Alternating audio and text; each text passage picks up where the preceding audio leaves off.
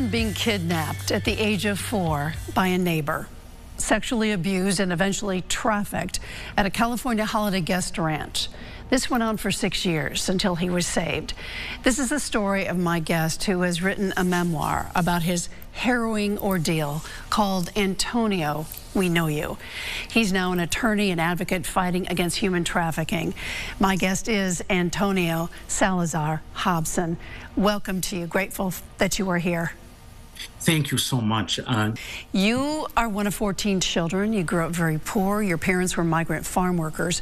When you were taken, you were in Arizona. Tell me what happened. Yes, I was the 11th of 13 migrant children. Both my parents had worked in the fields, across the nation for 40 years. We had no home, but we were able finally to locate into Phoenix. Our neighbors arrived for 6 months and groomed our family so that they could trust me. They were a white, childless, middle-class couple who spoke Spanish and English perfectly. And one day they came by with an excuse that I was going to go get ice cream for my family. And they stole me in front of 8 of my siblings. Without my parents, they were not there. And I was taken overnight and was trafficked within 2 days for 6.5 years until I aged out. I did spend 3 summers at a ranch, which was a front for pedophiles. And I was left there for 3.5 months each year by myself.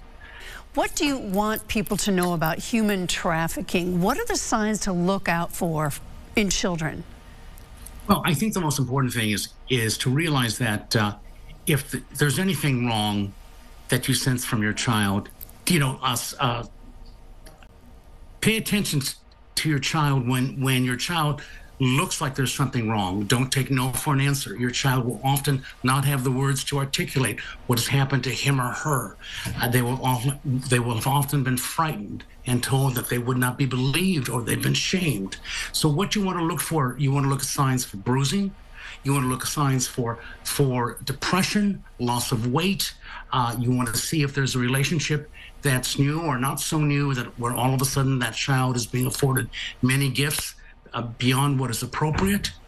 And then you have to, and once you get those basic facts, then you have an ability to report it to the school systems and report it to the organizations that do help children.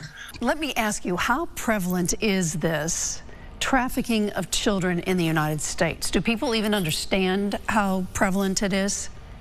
Well, figures are really hard to come by. First of all the international figures are no longer considered accurate because they are just projections.